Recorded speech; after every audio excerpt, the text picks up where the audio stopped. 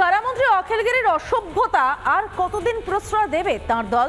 বন দপ্তরের মহিলা আধিকারিককে কুৎসিত ভাষায় শাসানিকে অবশ্য মানতে পারছেন না বন দপ্তরেরই প্রতিমন্ত্রী। উনি কারো কথা শুনতে চান না। আপনি এত বড় ক্ষমতা দেখে মনে হচ্ছে যে রাষ্ট্রপতি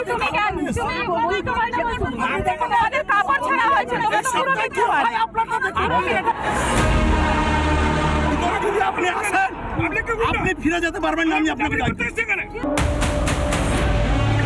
ফিরে যেতে পারবেন না। রাজ্য সরকারেরই একটি দপ্তরের আধিকারিককে কদর্য ভাষায় হুমকি কারামন্ত্রীর।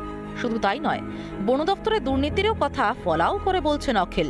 আমি আপনাকে বলছি যে বিড অফিসার আমি জানি ফরেস্টের কি কাজ হয়, কত বড় দুর্নীতি আমরা সব জানি।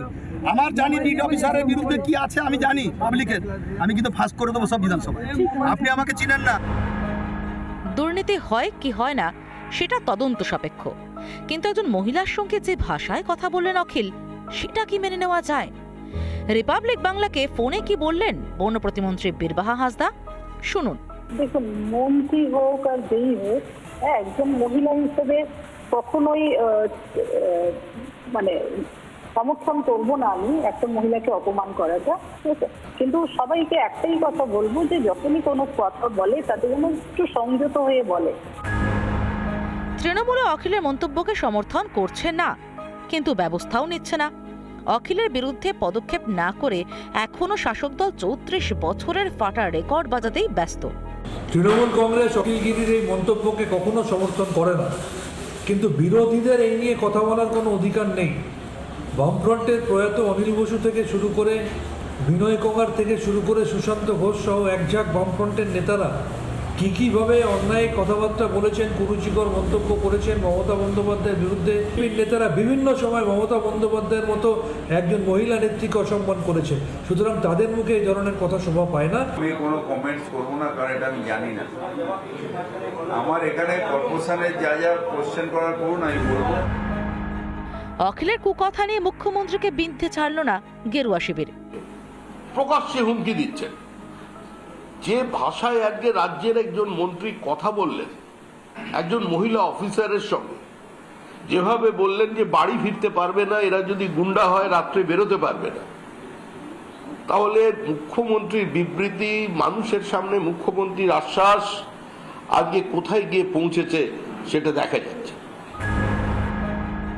অখিলকে মন্ত্রিসভা থেকে বরখাস্তের দাবিতে রাজ্যপালকে চিঠি দিয়েছেন বিজেপি নেতা কৌস্তব বাগচি। তৃণমূল মুখে অখিলের সমালোচনা করছে, কিন্তু কোনোভাবেই তার প্রতিফলন ঘটছে না। শীর্ষ নেতৃত্বের প্রশ্রয় কি অখিলকে আরো বেপরোয়া করে তুলছে? রিপাবলিক বাংলা।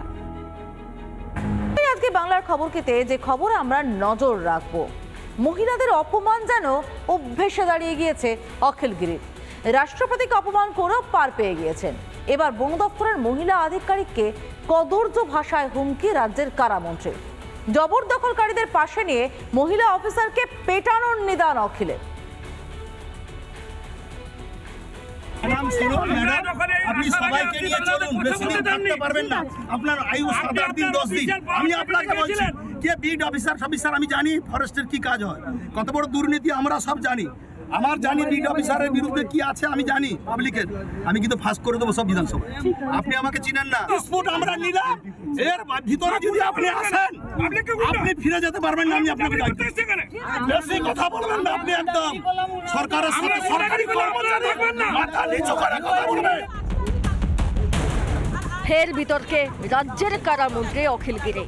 এবার নিশানা বন দপ্তরের এক মহিলা আধিকারিককে।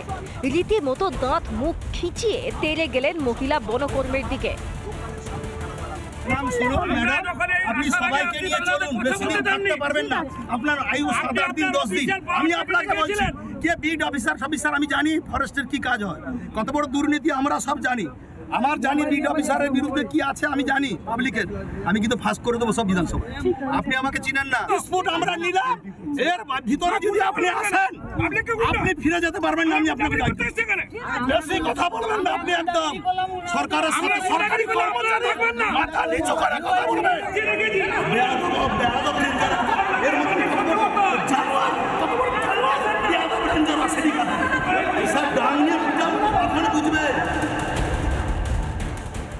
দেশের রাষ্ট্রপতিকে অসম্মান, আবার কখনো মহিলা সরকারি আধিকারিককে কাজে বাধা। অসম্মানের ধারাবাহিকতা যেন বয়ে বেড়াচ্ছেন অখিল গিরি।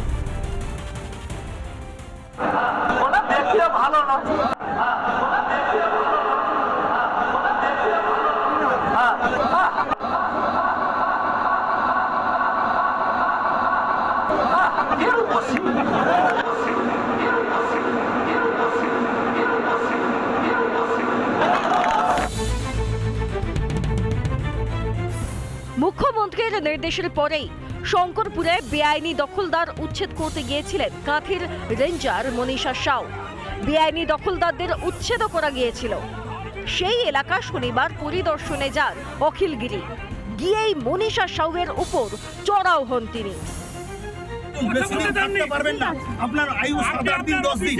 আমি আপনাকে বলছি যে বিড অফিসার আমি জানি ফরেস্টের কি কাজ হয়। তবে এই ঘটনায় এতটুকুও অনুতপ্ত নন অখিল। আজকে আমি বলে গেলাম 25 ফুট ভিতরে তারা একটু ভিতরে ঢুকে আসবে, অস্থায়ীভাবে ভিতরে ঢুকে আসবে। পরবর্তীকালে বাঁধ মেরামত হলে আমরা আবার স্বস্ব জায়গায় চলে যাব। দোকানগুলো করার পরে আবার যদি ফরেস্ট অফিসে যদি পুনরায় আবার যদি হামলা করে, তখন আমরা আসবো আবার প্রতিবাদ করব। যদিও এই ঘটনা নিয়ে বন দপ্তরের ওই মহিলা আধিকারিক বিশেষ কিছু বলতে রাজি হননি। তিনি বলেন, অবৈধভাবে দোকান বসিয়েছিল, তাদের বাধা দেওয়া হয়। এদিকে অখিল গিরির দুর্ব্যবহারের পুনরাবৃত্তিতে রীতিমতো ক্ষুব্ধ খোদ বন প্রতিমন্ত্রী বীরবাহা হাঁসদা। তোলপাড় বঙ্গ রাজনীতিও। মুখ্যমন্ত্রীর ইমিডিয়েট এই ধরনের মন্ত্রীকে তার মন্ত্রিসভা থেকে শুধু নয়, তার দল থেকে বহিষ্কার করা উচিত। এই প্রথম নয়, কখনো ইডির ওপর হামলায় অভিযুক্ত শেখ শাহজাহানকে অসুস্থ বলা, কখনো রাষ্ট্রপতিকে কুরুচিকর মন্তব্য, এবার তো একেবারে স্বভাবসিদ্ধ মহিমায় দাদাগিরি রাজ্যের মন্ত্রী। বারবার একই ঘটনার পুনরাবৃত্তি ঘটিয়েও কেন গ্রেফতার হবেন না অখিল গিরি? পূর্ব মেদিনীপুর থেকে বিষ্ণুব্রত পান্ডার রিপোর্ট, রিপাবলিক বাংলা। এ যেন আরাবুলের দাদাগিরির পুনরাবৃত্তি। প্রশাসনিক বৈঠকে বিডিওকে বোতল ছুঁড়ে মারার অভিযোগ পঞ্চায়েত সমিতির সভাপতির বিরুদ্ধে। এই ঘটনায় তৃণমূল নেতা আরাবুল ইসলামের জগছোড়া স্মৃতি ফিরতেই হাবড়ায় শোরগোল। মুখ্যমন্ত্রীর হুঁশিয়ারির পরেও থেমে নেই শাসকের দাদাগিরি। এবার অভিযোগ উঠছে গোমা 2 নম্বর পঞ্চায়েত সমিতির সভাপতির বিরুদ্ধে। আর মূলত অভিযোগ যেই টেন্ডারকে কেন্দ্র করে আর সেই কমিটির যে বৈঠক, সেই বৈঠকেই গোমা 2 নম্বর বিডিও তাকে উদ্দেশ্য করে মূলত জলের বোতল ছোড়া হয়। আর অভিযোগের তীর গোমা 2 নম্বর পঞ্চায়েত সমিতির সভাপতির রতন দাস, তার বিরুদ্ধে।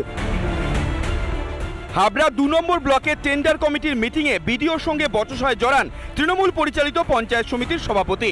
তারপরেই ওঠে বোতল ছোড়ার অভিযোগ। পাল্টা বিডিওর বিরুদ্ধে অশ্রাব্য ভাষা ব্যবহারের অভিযোগ রতন দাসের। উনি ঝট করে বাজে কথা বলে আমার পিছন দিকে এসে আমার ঘরের থেকে আপনি বেরিয়ে যান। না, জলের বোতলটা আমার পাশে ছিল, সেটা আমি ভাবছি যে উনি যখন এত বড় কথা বলছে একটা রিয়াকশন বা কিছু, আমার মনে প্রাণে আমি চাইনি। আমার পাশে আমার পুত্রের কর্মাধ্যক্ষ ছিল, তার গায়ে পড়ে গেছে। সূত্রের খবর, সমগ্র বিষয়টি নিয়ে ঊর্ধ্বতন কর্তৃপক্ষকে অভিযোগ জানিয়েছেন বিডিও। এই যে টেন্ডারকে কেন্দ্র করে মূলত যে বৎসা, সেই বৎসার দৌড়গোড় অর্থাৎ একেবারে বলা চলে এর শিকড় পৌঁছেছে জেলা শাসকের কাছে। দুপক্ষ ইতিমধ্যে অভিযোগ দায়ের জানিয়েছেন জেলা শাসককে। জেলা শাসক ইতিমধ্যে গোটা ঘটনা তদন্ত করছেন। এই অভিযোগটা আমি শুনেছি, আমাকে ডিস্ট্রিক্ট অ্যাডমিনিস্ট্রেশন থেকে জানানো হয়েছে। দেখুন, এক পরিবার, মাথার উপরে ছাতার নাম মমতা বন্দ্যোপাধ্যায়, থালা ঘটি বাটির খুটখাট হয়, এটা আমরা খুব বড় করে দেখছি না, এটা আলাপ আলোচনার ভিত্তিতে আমরা মিটিয়ে ফেলতে। ঘটনায় নিন্দায় সরব বিজেপি। এই ঘটনা নিন্দাজনক এবং দুর্ভাগ্যজনক। এর মাধ্যমে প্রমাণ করে যে তৃণমূল কংগ্রেস টোটাল প্রশাসনটাকে তলতন্ত্র কায়েম করতে চায়। দুর্নীতির সঙ্গে আপোষ যদি যে বিডিও বা যে প্রশাসনিক আধিকারিক করবেন না, তারা সরাসরি তাদের উপর আক্রমণ করবেন। কবে থামবে শাসক দলের কেষ্টবিষ্টুদের দাদাগিরি? তবে এখন দেখার শেষ পর্যন্ত এই দুজনের বিবাদ থামিয়ে সাধারণ মানুষ তারা সমস্ত ধরনের সরকারি পরিষেবা শেষ পর্যন্ত পায় কিনা বা কবে পায় সেদিকে আমাদের নজর থাকবে। উত্তর 24 পরগনা থেকে টিটপ বিশ্বাস, রিপাবলিক বাংলা।